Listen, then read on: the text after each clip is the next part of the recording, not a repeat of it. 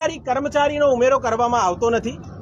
આપ સૌ જાણો છો તેમ નામદાર સુપ્રીમ કોર્ટની અંદર જે રીટ કરવામાં આવી છે તેની અંદર એક વસ્તુ ઉલ્લેખ કરવામાં આવ્યો છે એ છે કે આ જે કોન્ટ્રાક્ટર છે કોટિયા પ્રોજેક્ટ્સ લિમિટેડ તેની પાસે ફક્ત અને ફક્ત પેડલ બોટ ચલાવવા માટેની પરવાનગી વડોદરા મ્યુનિસિપલ કોર્પોરેશન તરફથી આપવામાં આવી હતી। તે છતાં પણ આની અંદર એન્જિન બોટ ચલાવવામાં આવતી હતી કોની પરવાનગીના હેઠળ। એનઓસી જે છે એ વિવિધ સરકારી કચેરીઓથી ઇસ્યુ થયેલ છે, જે સંદર્ભે તપાસ થયેલ છે નહીં।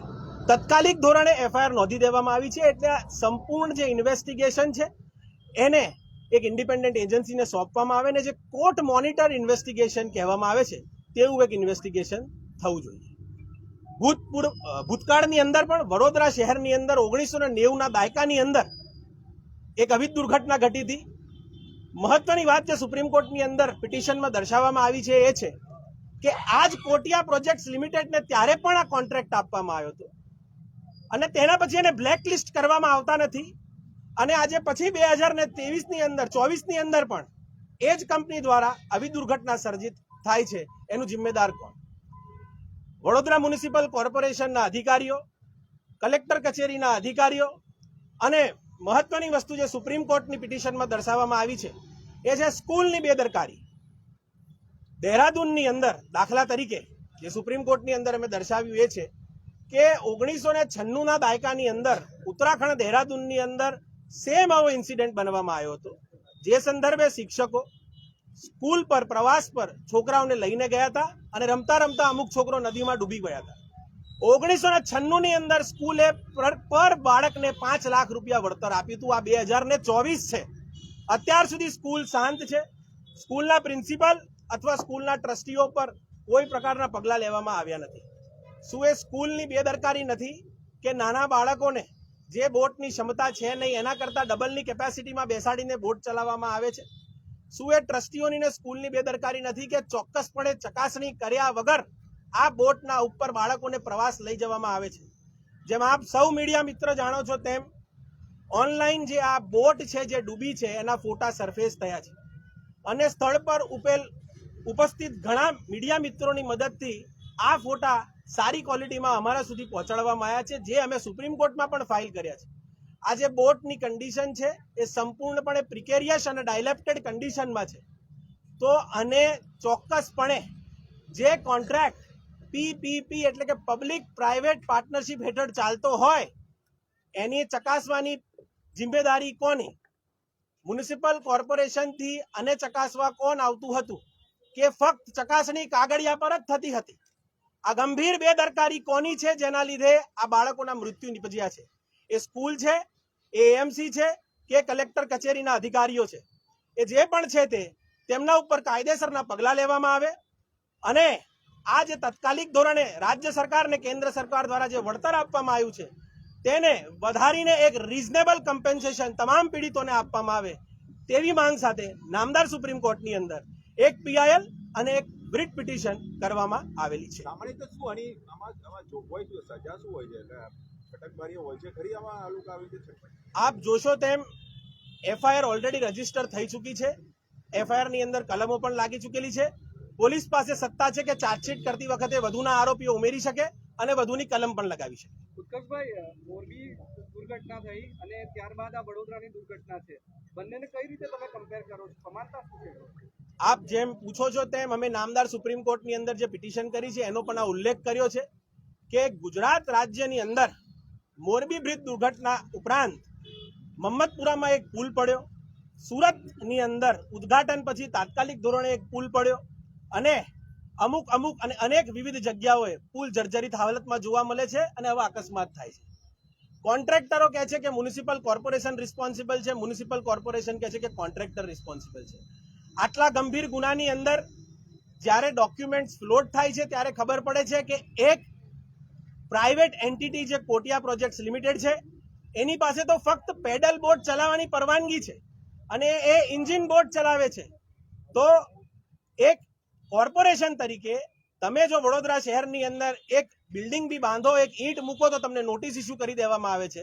જ્યારે તમે પરવાનગી વગર પૈસા વસૂલીને બોટ ચલાવો છો જેની તમારી પાસે પરવાનગી નથી તો એની ચકાસણી કરવાની જવાબદારી કયા અધિકારીની ને કયા વિભાગની રહે છે તેને સંપૂર્ણપણે જવાબદાર ઠેરાઈને આ ગુનાની અંદર આરોપી તરીકે મૂકવા જોઈએ તેવી માંગ છે. કેટલું કોમ્પન્સેશન ક્યાં કેટલા સુધી મળવું જોઈએ આ જે છે ન કાપી છે કદાચ તો કેટલા સુધી મળવું જોઈએ બાકી છે બાળકોને? આના માટે આવનારા સમયમાં જ્યારે નામદાર સુપ્રીમ કોર્ટની અંદર સુનાવણી હાથ ધરવામાં આવશે ત્યારે હું કોઈ પણ કમેન્ટ કરવા માટે કેપેબલ રહીશ. મોરબીનું શું સ્ટેટસ છે ત્યાં? મોરબી દુર્ઘટના સંદર્ભે નામદાર ગુજરાત હાઈકોર્ટમાં સુઓ મોટો પીઆઈએલ હાથ લેવામાં આવેલી છે અને એ જ સંદર્ભે સુઓ મોટો પીઆઈએલ ચાલી રહેલ છે. વિવિધ એફિડેવિટો સરકારશ્રી દ્વારા ફાઇલ થયેલા છે અને અમારા તરફથી 112 પીડિતો તરફે પણ ફાઇલ થયેલા છે. એ અનુસંધાને આગળની સુનાવણી આવતા અઠવાડિયા અથવા એના અઠવાડિયામાં છે જે સંદર્ભે હું કમેન્ટ કરી શકું. હવે સાહેબ ભૂતકાળમાં આવા કેસોમાં કોઈ સરકારી અધિકારીઓ સામે કેસ થયા છે, સજા થઈ જવાનું છે? There is always a beginning. આવું કહી શકાય કારણ કે આપ જોઈ શકો છો તેમ આ જે અગ્રીમેન્ટ છે એ અગ્રીમેન્ટ ફોર વડોદરા મ્યુનિસિપલ કોર્પોરેશનના કમિશનર શ્રી જે મિસ્ટર રાવ છે તેમના દ્વારા એન્ટર કરવામાં આવેલો એક અગ્રીમેન્ટ છે. આ અગ્રીમેન્ટ એક વેલિડ અગ્રીમેન્ટ છે જે એક પ્રાઇવેટ એન્ટિટીને એ પાવર આપે છે કે એ પીપીપી એટલે કે પબ્લિક પ્રાઇવેટ પાર્ટનરશિપમાં એન્ટર થઈને આની અંદર એક્ટિવિટીઝ કરી શકે છે. માંગ સુપ્રીમ કોર્ટમાં એટલી જ છે કે જેટલા પણ વ્યક્તિઓને એની જાણકારી હતી અને જે લોકોએ બેદરકારી દર્શાવી છે એ બધા જ વ્યક્તિઓ પર અને આના ઉપરનો આરોપ મૂકીને તેમને પ્રોસિક્યુટ કરવામાં આવે. અચ્છા, પ્રથમ દ્રષ્ટિએ તમે આખો કેસ સ્ટડી કર્યો, કોની સામે આની અંદર આજે આરોપીઓ બન્યા છે, કોની સામે વધુ મજબૂત ફરિયાદ થઈ શકી? જેમ મેં આપ મીડિયા મિત્રોને જણાવ્યું એમ આપ જોશો તો એક પેરેલેન્સ એવું છે કે મોરબી દુર્ઘટના ઘટી જેની અંદર 135 લોકોનો મૃત્યુ થયા ત્યારે પણ આવી રીતે જ ઉતાવળ કરીને એફઆઈઆર નોંધી દેવામાં આવી હતી અને પછી ચાર્જશીટ કરતી વખતે મુખ્ય આરોપીનું નામ દર્શાવવામાં આવ્યું હતું. મને એ વસ્તુ નથી ખબર પડતી with my limited practice that I am into what is the difficulty or what is the hurry કે તમે તાત્કાલિક ધોરણે એફઆઈઆર નોંધો છો જ્યારે આટલી મોટી દુર્ઘટના ઘટ્યા પછી એક સ્ટેટનું પ્રાઇમરી મોટિવ રેસ્ક્યુ ઓપરેશન હોય છે. એક સ્ટેટનું પ્રાઇમરી મોટિવ એ હોય છે કે લોકોના હું જીવ બચાવું. એવી તો શું ઉતાવળ છે કે થોડાક જ કલાકની અંદર એક એફઆઈઆર નોંધાઈ જાય છે અને કોના પર? જે બોટ ચાલક હતો એના પર, કોટિયા પ્રોજેક્ટ્સ પ્રાઇવેટ લિમિટેડ પર. અરે સાહેબ, the prayer in the Supreme Court is what was the responsibility of the Municipal Corporation of Vadodara? Who is responsible according to the Disaster Management Act? What was the responsibility given to each and every authority so far as Vadodara Municipal Corporation is concerned? Media મિત્રો દ્વારા આર્ટિકલો એવા છે internet પર, Indian express અને વિવિધ newspaper પર કે Vadodara municipal કોર્પોરેશનનું budget આશરે 4000 કરોડ દર્શાવવામાં આવે છે. એની અંદરથી તમે કેટલા રૂપિયા ડિઝાસ્ટર મેનેજમેન્ટ હેઠળ ફાળવો છો? કાલે સરકાર કે કોઈ કશું આપે નહીં તો તમે તમારી પ્રજા જે તમને ચૂંટીને બેઠાડેલી છે એમને તમે શું આપી શકો છો? એવી કોઈ પ્રકારની એમની પાસે કોમેન્ટ કરવા માટેની સ્થિતિ નથી અને સંપૂર્ણ જો એમની બેદરકારી બહાર આવશે તો નામદાર સુપ્રીમ કોર્ટમાં જે જજમેન્ટ પાસ થશે તે અનુસંધાને કલેક્ટર કચેરી શ્રીના અધિકારી હોય કે મ્યુનિસિપલ કોર્પોરેશન શ્રીના અધિકારી હોય તમામ પર કાયદાકીય પગલાં લેવા માટેની અમારી માંગ છે. હોદ્દેદારોને તમે જવાબદાર માનો કે જેમને જે તે વખતે પરવાનગી આપી હમણાં પણ સંપૂર્ણ જે અધિકારીઓની વાત છે અથવા તમે જે વ્યક્તિગત વાત કરવા માંગો છો તેમ આગામી સમયમાં સુપ્રીમ કોર્ટમાં જ્યારે સુનાવણી થશે ત્યારે આ વસ્તુ પર વધારો ખુલાસો થઈ શકશે. તત્કાલીન હોદ્દેદારો કે વર્તમાન સંપૂર્ણ વાતે આગળ કમેન્ટ થઈ શકશે. મોરબી પછી કેમ તમને એવું લાગ્યું કે આ બોટ દુર્ઘટના વડોદરાની બની એમાં આ ગેર દાખલ કરવી જોઈએ? મને કંઈ લાગ્યું નથી. આપ મારી જમણી બાજુ જોઈ શકો છો જે ભાઈ વ્હાઇટ શર્ટ પહેરીને બેઠા છે એમનું નામ છે દીપભાઈ. હું જ્યારે બોટ ટ્રેજેડી બની ત્યારે હું મોરબીની જ એક સહ આરોપીની મેટરની અંદર દિલ્હી સુપ્રીમ કોર્ટના પરિસરમાં હતો. જ્યારે સાંજે મને મોડી સાંજે એમનો ફોન આવ્યો અને કીધું કે સાહેબ મેં આપનો નંબર મેળવ્યો છે અને મને એવી આશા છે કે આપ અમને ન્યાય અપાવશો જેમાં મોરબીમાં અપાવ્યો છે, શું આપ કરી શકશો?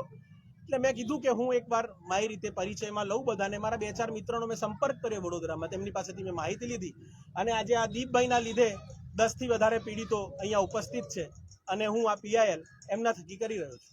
ઉત્કર્ષભાઈ 18 આરોપી અત્યાર સુધી જેની સામે ફરિયાદ થઈ છે, 18 લોકો છે, હજી પણ આ આંકડો વધવો જોઈએ. તમને શું લાગે છે હજી કયા લોકો બચી રહ્યા છે? ચોક્કસપણે એક વસ્તુ પાક્કી છે કે નો ઓબ્જેક્શન સર્ટિફિકેટ કોને આપ્યું? તમારી જવાબદારી શું હતી? પબ્લિક પ્રાઇવેટ પાર્ટનરશિપની અંદર તમારી જવાબદારી એ હતી કે તમે ત્યાં જઈને ચકાસણી કરો સ્તર પર કે બોટ કેવી છે. તમે ચકાસણી કરો ત્યાં લાઈફ જેકેટ છે કે નહીં. તમે ચકાસણી કરો કે ત્યાં બધી વસ્તુ બરાબર છે. સ્કૂલની જવાબદારી શું છે? તમે શું ડીઈઓને જાણ કરી હતી પ્રવાસ લઈ જતા પહેલા?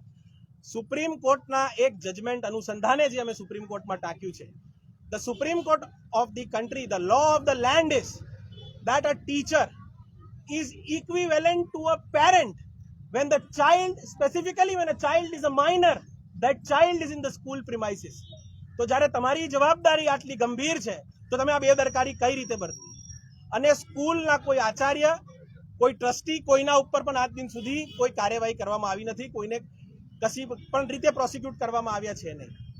આ સમગ્ર માંગ સાથે સુપ્રીમ કોર્ટમાં પિટિશન દાખલ થઈ છે. ઉત્કર્ષભાઈ હિન્દી એક નાનું નાનું અવાજ ઉત્કર્ષભાઈ એક હિન્દી નાનું અવાજ